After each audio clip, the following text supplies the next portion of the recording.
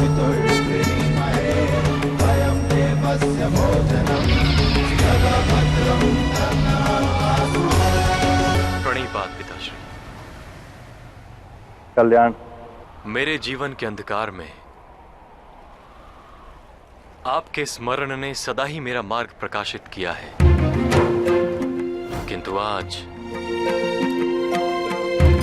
आज मेरे अंतर के अंधकार को दूर करने के लिए आपके प्रकाश की आवश्यकता है पिताश्री। तुम्हारा कर्तव्य ही तुम्हारे अंतर का प्रकाश है वत्स। तुम्हारे कर्तव्य के मार्ग में अगर कोई बाधा डालने आए, ध्यान रहे उसके छल में बंधना मत। इसी आशय से तुम्हारे पास दान मांगने आया हूं पुत्र। उसे दान नहीं कहते हैं भगवान, उसे तो पितृतर्पण कहते हैं, जो स्वयं वरदान देते हैं। वो भला मुझसे क्या मांग सकते हैं? एक ही दान मांगता हूं, आज के बाद तुम कोई दान मत देना पुत्र।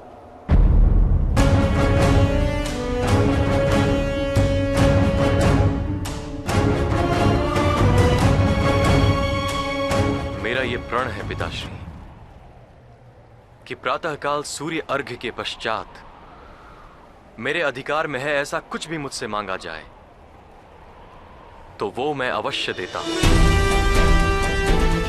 जो नदी एक बार जिस पर्वत से उतर जाती है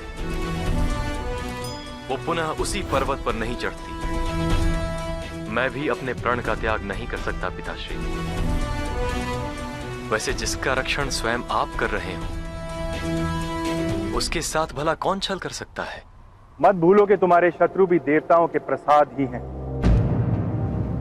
और ये सारे देवता अपने अपने पुत्रों की विजय और सफलता की इच्छा करते हैं। शीघ्र ही देवराज इंद्र अपने पुत्र के लाभ हेतु तुमसे तुम्हारे कुंडल और कवच मांगने आए।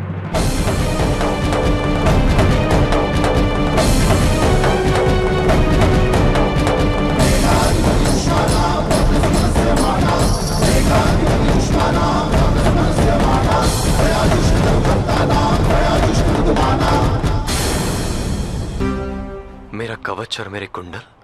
हाँ पुत्र, इन्हीं से तुम अमर हो और यही तुम्हारी दिव्यता भी है। जब ये नहीं होंगे तो अर्जुन के अस्त्र तुम्हारे शरीर को भेद पाएंगे।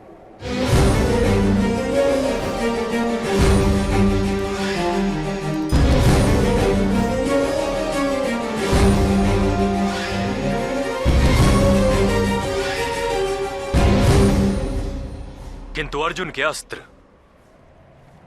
क्या मेरी देह तक पहुंच पाएंगे पिताश्री?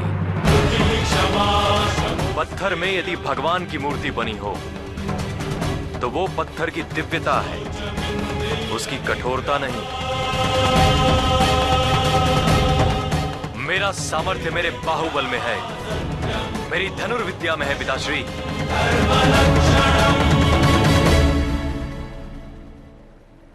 मेरे प्राणों की चिंता करने के लिए मैं आपका ऋणी हूं, किंतु मेरे लिए प्राण से अधिक महत्व मेरे प्रण का है। अर्जुन का वध करके मैं ये समग्र संसार को दिखा दूंगा कि सामर्थ्य वंश, कुल और गोत्र में जन्म नहीं लेता, सामर्थ्य जन्म लेता है मनुष्य की आत्मा में।